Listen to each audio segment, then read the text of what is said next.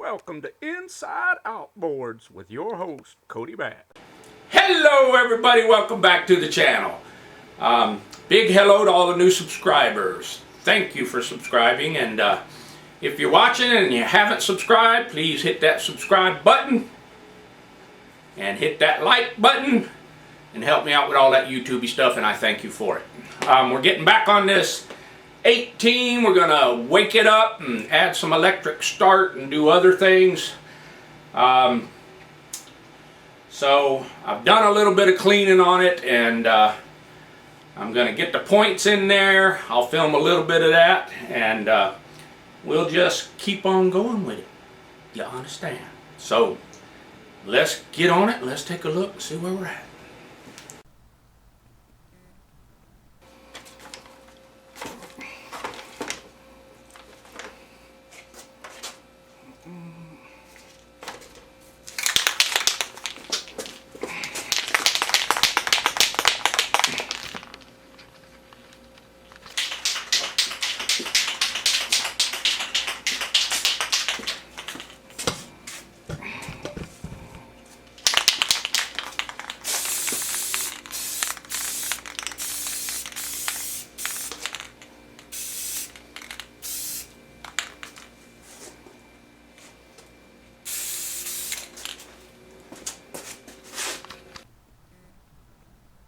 Now, something I do when I'm taking the points off is I take a little pick and this little magnet.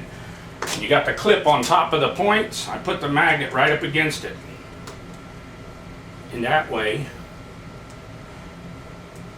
if it goes flying, it will hopefully go flying into my magnet.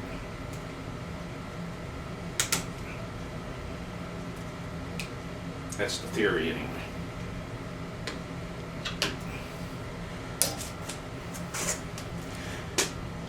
See the little clip? Because they go flying. Comes from that coil. Comes from the hot coil.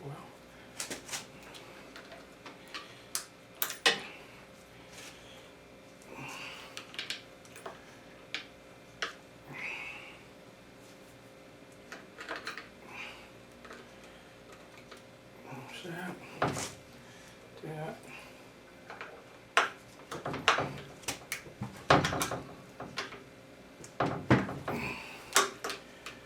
Salty walty. Okay, we know what it means when I wear the hat. That means somebody came a-bearing some gift. Yep, let's go look at it.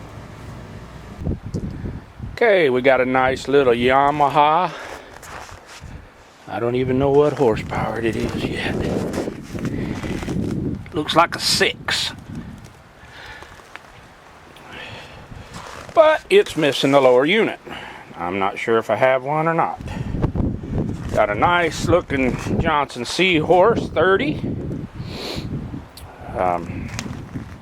Then got what's left of a 20 Yamaha that had an oil injection. It's got a few parts. Yeah.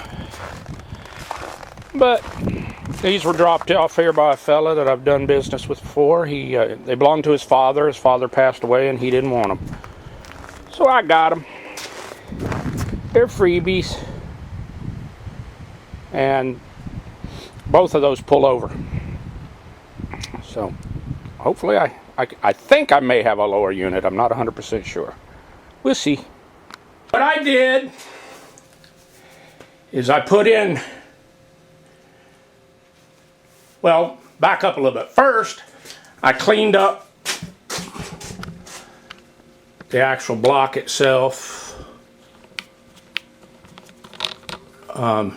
Cleaned all this up in here. I took off both coils. And I cleaned where the grounds are.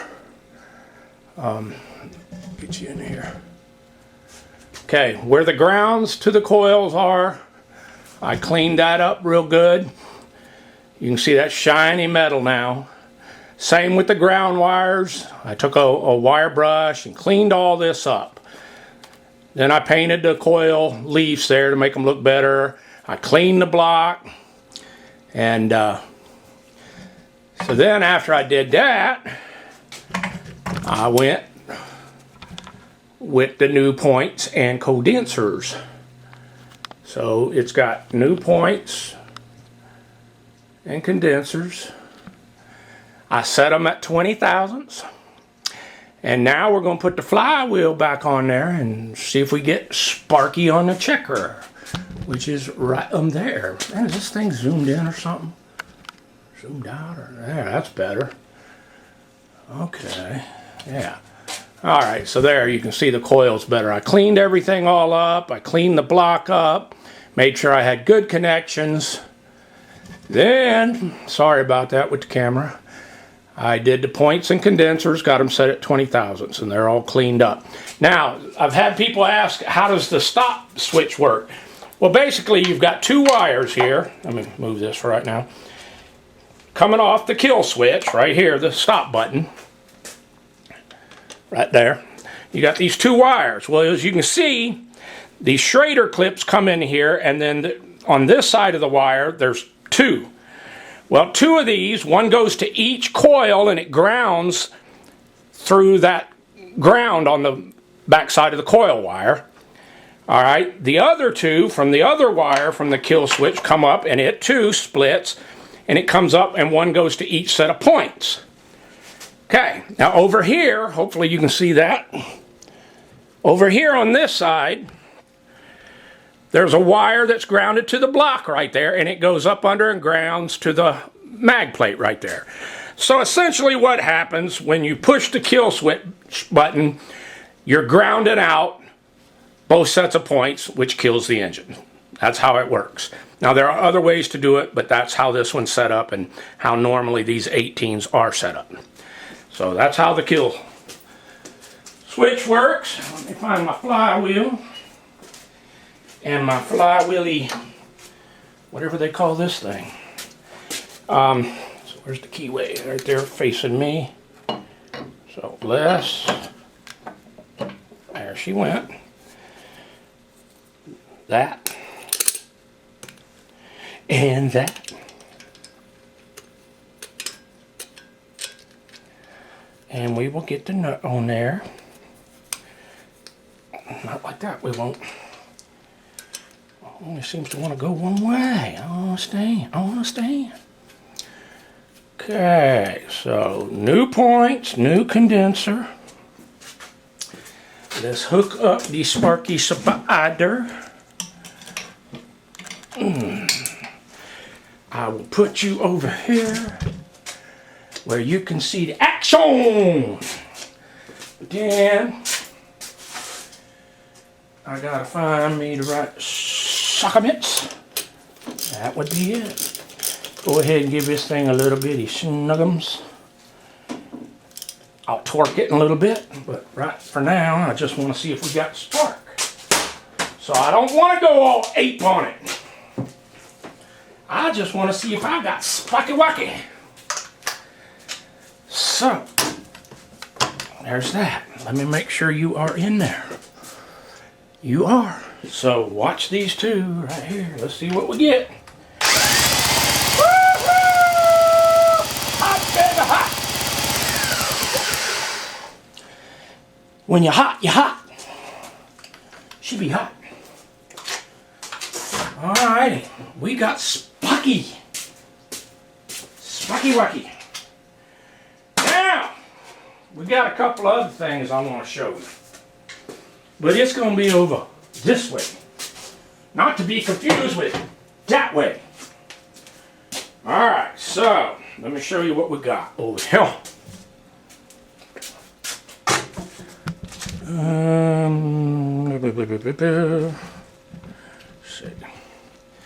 Get you lowered down. Get you spun around. Tilt it up maybe a little. Maybe a lot. I don't know. Somewhere right in there. Okay, what we're going to do here, I wanted to show you this. It's kind of common. Alright. Here's these brackets. These two brackets, I mean, this screw's backed out some, but you screw it back in. They're identical in every way that I see. They're identical. This one is part number 320012.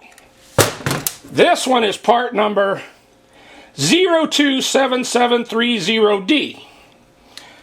They're identical in every way. But there you go. That's an OMC thingy. But what I want to do, while I got that starter right there, because that's the one I intend to use, is let's go ahead and give it a quick bench test with my little power pack. We can just clip that wire right there. And then she'll be able to hit the ground somewhere and see what we get.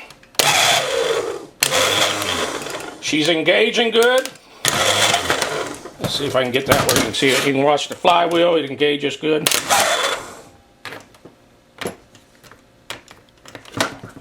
Did I lose my hot? You hot?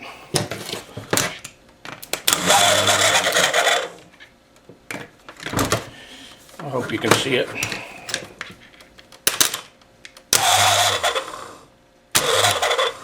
So that's a good starter.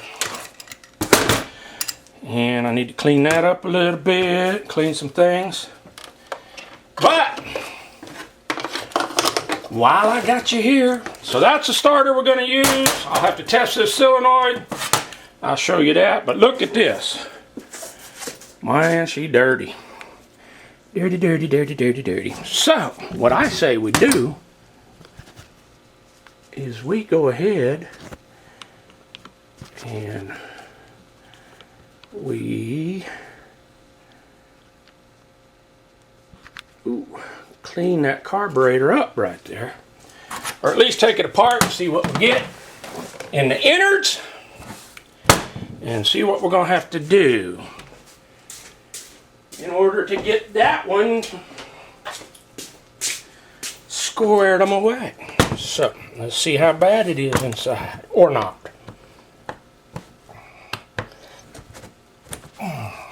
One.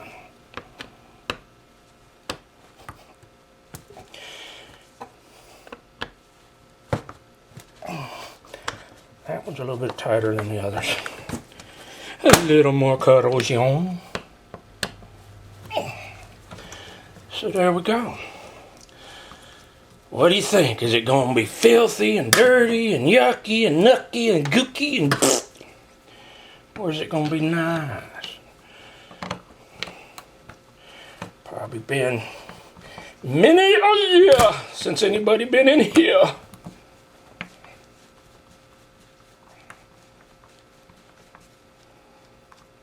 Many over the year since somebody been into here. Those actually look like grade 8 cadmium coated or something. Interesting. Interesting. So what do you think? Is it gonna stink? Wink and blink. Now see the difference of colors in those screws? I don't know if you can see that. Two of them looked all like grade 8 cadmium coated and all that, and the other one just, that last one, and this one. I'll be darned. So, let's see what we get. Give her a little, some of that love. Uh-oh, gasket's feeling a little sticky.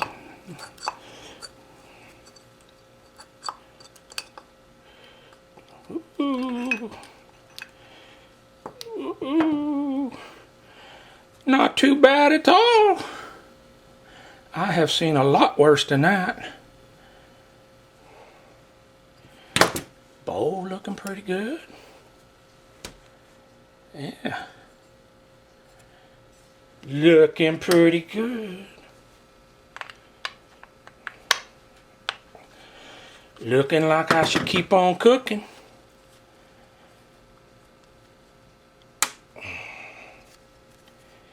Yeah. Get us a little picky thingy right here and get that little looky there. Ooh. No ethanol clip on this one. But boy, that seat and all looks good. There's my needle.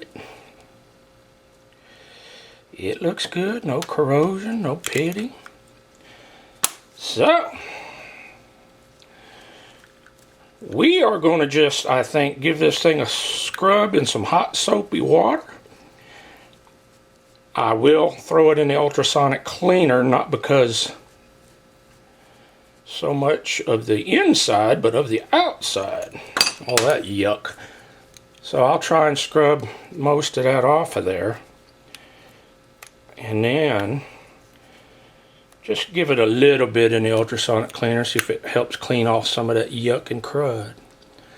So, there's my emulsion tube gasket. Man, it's even pliable. Dang. I'll replace that anyway though. So yeah, I'm going to do a little soap and water scrub with my little soap and water scrub brush. Some of that, you know.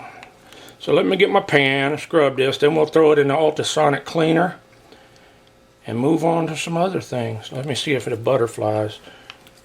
Okay, that's nice and springy. And my choke, it chokes. So just a good general cleaning on that, and I think we'll be all right. You understand? So let me get that thing kind of scrubbed up. I'll be back for testing the solenoid. Okay, I got my power pack hot, going to the main hot lug there, and as you can see, it continues on through here to the starter motor. So to test the solenoid, just to make sure it's firing, I have my negative right there with a wire coming off of it. Go into the what I call S2 terminal, which is the second small one, this guy. So my negative runs from there, from the power pack there. There's my negative, and you can see the wire coming around and going to the S2. Alright, and like I said, there's my hot coming from the power pack. And I've got another hot wire clipped onto the hot right there. And then I touch this to the S1. And I should get fire if it's working. Yeah, this was loose. So you can hear the solenoid fire there. That's how I test them. If you don't get that nice, that's the solenoid magnet pulling the that up inside there to finish the connection. So there you go, that. So that's testing the solenoid. And this one is a Gutta.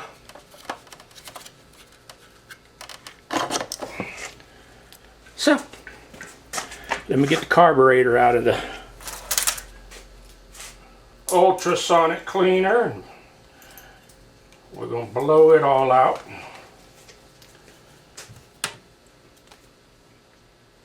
Let me put some wires away. Okay. So there's my starter and solenoid. They both bench test Gutta. So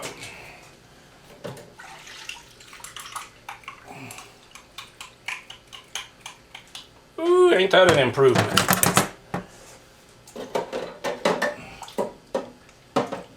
What in the oil is that? So, she's looking much better than it did a little bit ago.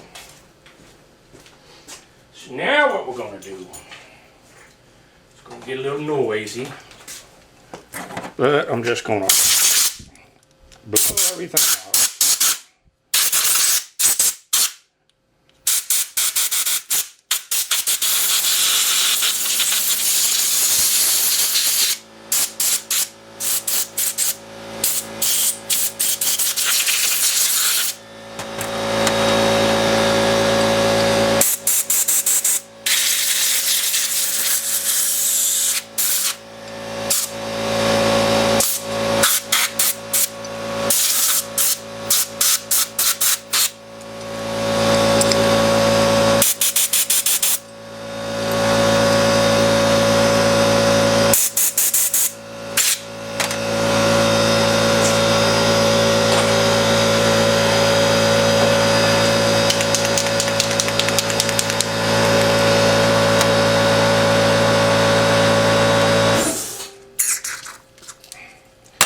you know that jet's clean. You can see that there. So we know that's clean. I like to squirt the tri-flow all in there. All the orifices.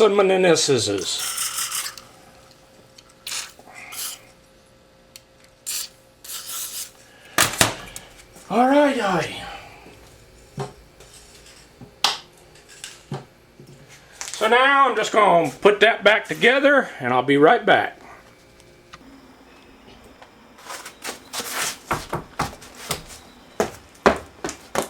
Hey! It's me, Billy Ray. I'm the best commercial fisherman in the whole North Territory. I was talking to Fish Bait Fred up at the fish meal plant. He told me you was at it again. He said he came by here. He said you were tearing apart a perfectly good Evinrude outboard motor, taking things off, switching things out, doing all kind of horribles to that perfectly good 18 Evinrude. Said you were trying to electrocute it or something. He don't know. I tell you what, I'm gonna look around. And if I find you've been tearing that thing up, trying to electrocute it, switching things out, I'm gonna fix you. And I'm gonna fix you right. Okay. There's what the fuel pump looked like inside. You think that's going to pump fuel real nice for you? Real smooth. So it was shot, which we knew it was. Now, I have another one that's in real good shape. But I've had a couple people over the course ask me about if you've got one of these little fuel pumps, can you use one of the bigger fuel pumps? Well, such as that guy. And the answer is yes. But if you look at the out from the pump to the carb nipple, look how small that is. And look how big that is. But what you do is you take that fitting and screw it out of there. Then in my case, I had another fuel pump. This is a 3-hose fuel pump. But it has the nipple I need. I said nipple. So,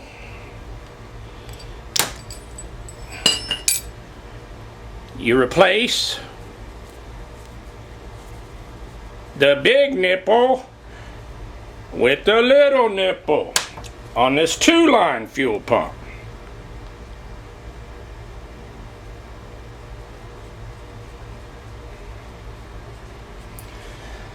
You understand?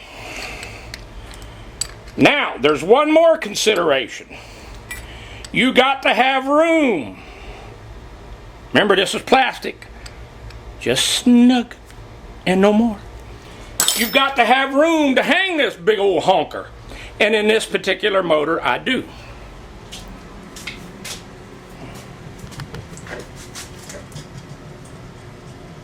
Okay. Alright, so we got the screws. I need a gasket. Never forget that little gasket. You gotta have a gasket. Okay. Now, where's my skinny hoo? There's my skinny hoo. So that hose goes there now. Now I gotta get rid of this clamp and blah blah blah and blah blah blah blah blah blah blah blah. So this is the inlet coming in from the quick disconnect. So we get rid of that. See if we can twist it out. Crawling out. Never know. Never know. Oh, look at there. Just like that. I will put fasteners on these in a momentos. But right now I lost my gasket, you see. And like I said, you got to have room. Little spit. Help that puppy slide on there. Because I ain't got much to grab. But I'm going to grab it anyway. Ah. Got these old hulking fat fingers of mine. Can't do nothing. Come here,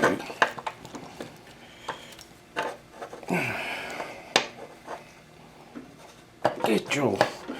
Get your Gleason in there. There we go. Well, yeah, let me go ahead.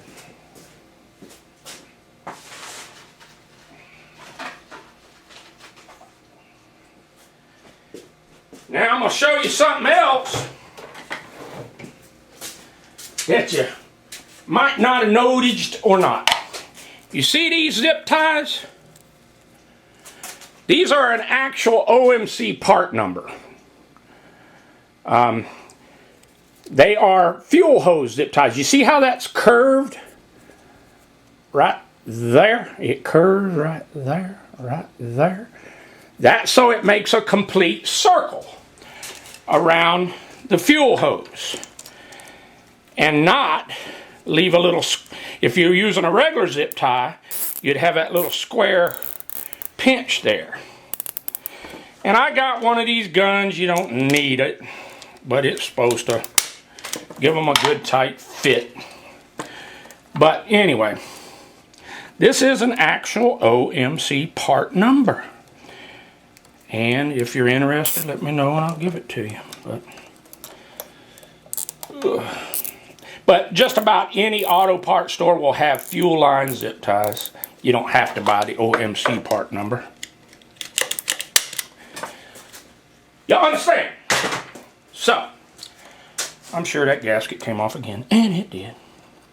So like I said, you got to have room for all this. You got to have the room for the big one. And I do, but just barely. Uh-oh, maybe I should have hooked that fuel hose up last. We'll see. I think I can get it. I think I can get it. Because I can come over here and that gasket just wanting to come off in the worst way. I want to come off there, man. I'm going to try and get this one in and spin it up. That'll stretch the hose a little more. Hopefully I won't kink it. If I have to, I can move the other thingy. Yeah, I should have loosened that first. I should have did that first. Come here.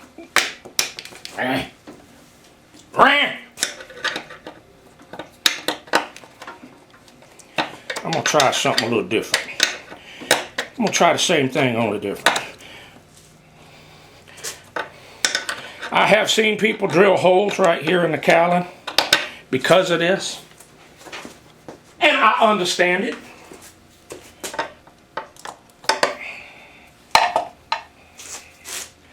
I understand it. So let me do this if I can. I can't fit in there with this one. Yeah, I can. We'll unscrew that. Or attempt to.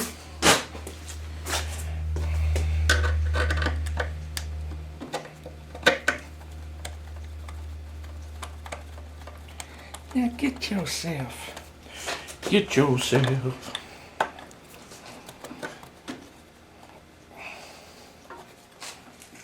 Man, I ain't getting nowhere with this. Because it's tight. Of course, I could go over there and get my skinnier screwdriver.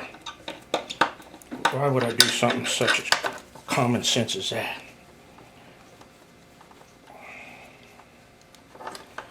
Take that off. Boy, that fuel pump look nice in there. That one look nice. Wires, gaskets, wires.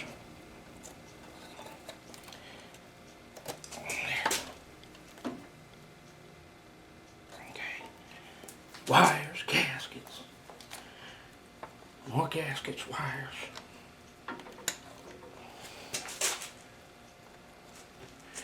Now my O-ring coming out. Man. Let me get a skinnier screwdriver. This ain't much skinnier, I don't think, but it's a little skinnier. Skinny, winny, winny.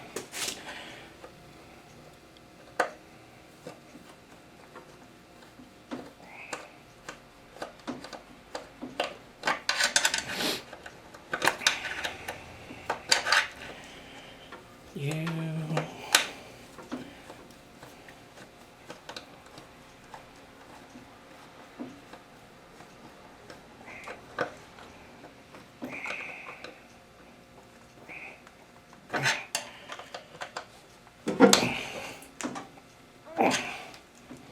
Good and tight. My O-ring trying to come out. Now.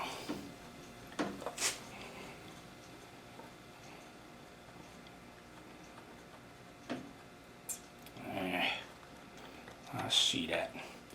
I see it. Might have to get some Vaseline. Or I could put the O-ring in there, maybe. I think that works. Maybe. No. We're going to try it anyway. We're going to try that anyway. I'll hook fuel to it. If it squirts everywhere, I know it didn't work, did it?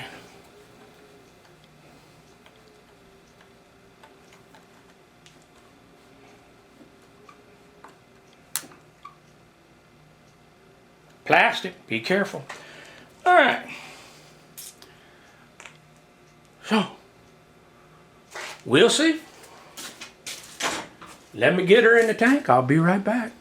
Folks, this is called the Awakening. You see, I don't have the bracket over here. I don't have the riser fastened. But I do have fuel hooked up. I've got the fuel pump replaced with the larger style fuel pump because it fits. And let's see if she'll run before I go doing electric starters and everything. We got 130 per cylinder compression. New points, condensers, hot to trot spark. We got a nice clean carburetor. I got it adjusted out at 2 turns. And I'm going to have to use my fingers and all for the throttle because I don't have that hooked up. So let me figure that out. Something may be running there. Whoop, she kicked.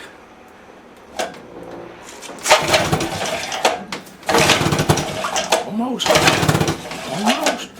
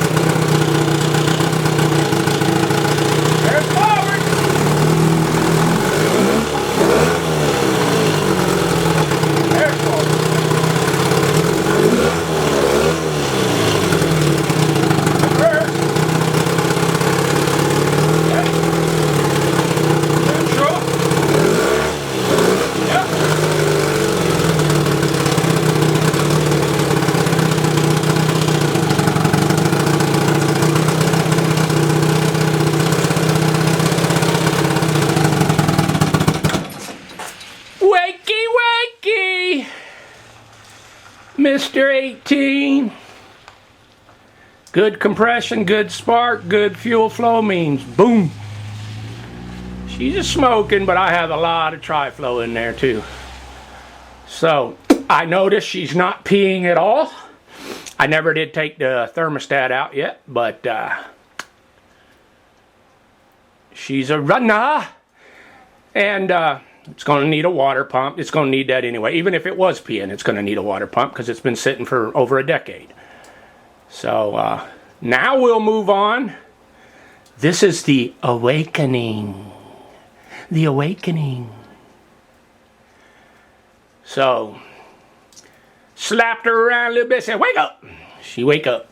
So from here we'll get my stuff together. I need a switch.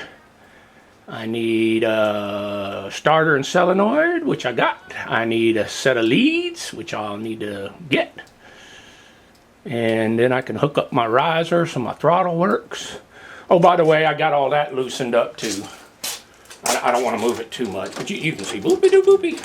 That's all free. Remember my old frozen clamps? Spinny, spinny, spinny, spinny, good and spinny. So I got all that stuff freed up. It's just squeaky, squeaky, turny, turny, greasy, greasy.